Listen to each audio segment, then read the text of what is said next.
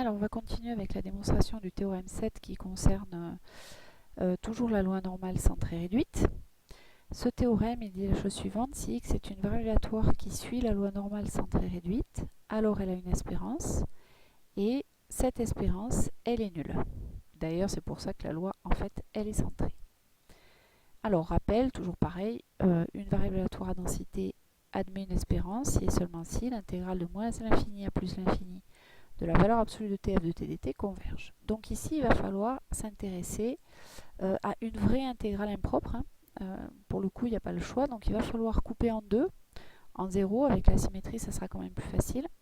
Et il va donc falloir prendre un a positif et étudier la convergence de l'intégrale de 0 à a de valeur absolue de t f de t dt, dans un premier temps.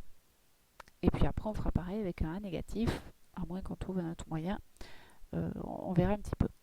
Alors, donc cette intégrale, puisque on est sur un intervalle inclus dans R+, on peut enlever la valeur absolue sans problème, puisque t est positif, f de t aussi. Donc c'est l'intégrale de 0 à a de 1 sur racine de 2pi, t exponentielle moins t carré sur 2 dt. Alors ici, on a à peu près du prime exponentielle u, si on regarde bien. Parce que si u c'est moins t carré sur 2, dans ces cas-là u', eh ben, ça nous fait du moins 2t sur 2, c'est-à-dire du moins t. Donc au signe moins près, eh ben, ça c'est l'intégrale de 0 à de moins 1 sur racine de 2pi fois moins t exponentielle moins t carré sur 2 dt. Donc ça nous donne du moins 1 sur racine de 2pi. Une primitive du prime exponentielle u, c'est exponentielle du u, pardon, donc exponentielle moins t carré sur 2, tout ça entre 0 et 1. Donc ça nous fait moins 1 demi,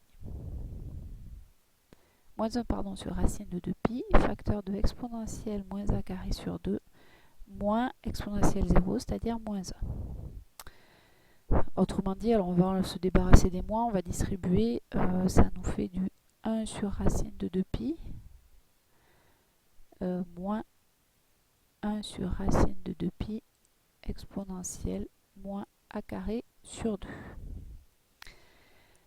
Or, alors qu'est-ce qu'on sait? On sait que la limite lorsque a tend vers plus l'infini de exponentielle moins a carré sur 2, c'est 0.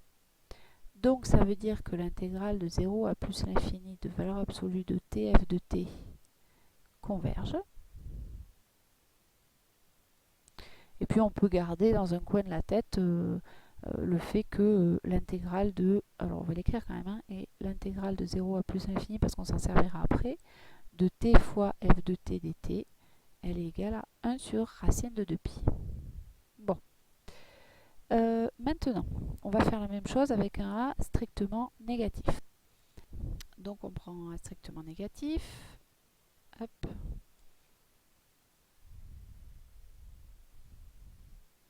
Et on va cette fois regarder la convergence de a à 0 de valeur absolue de tf de t dt. Alors, regardons un petit peu.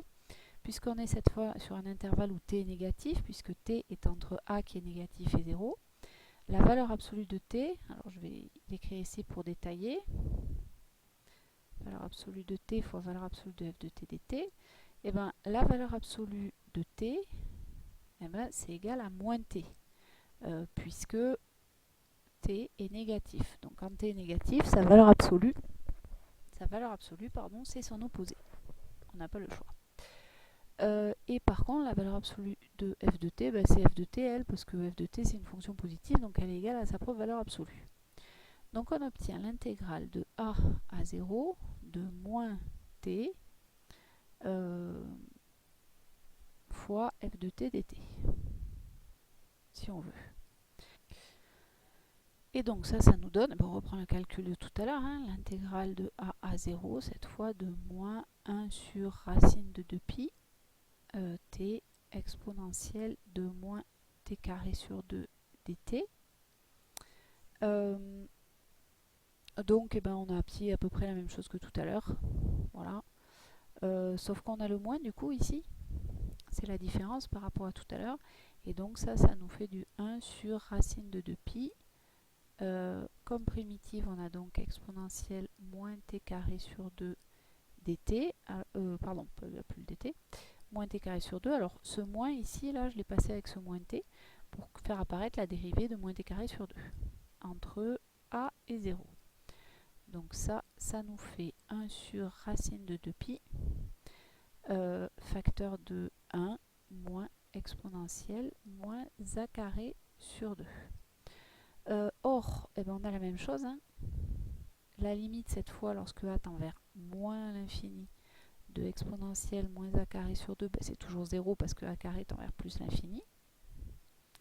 Et donc, ben, l'intégrale de moins l'infini à 0 de valeur absolue de tf de t dt converge.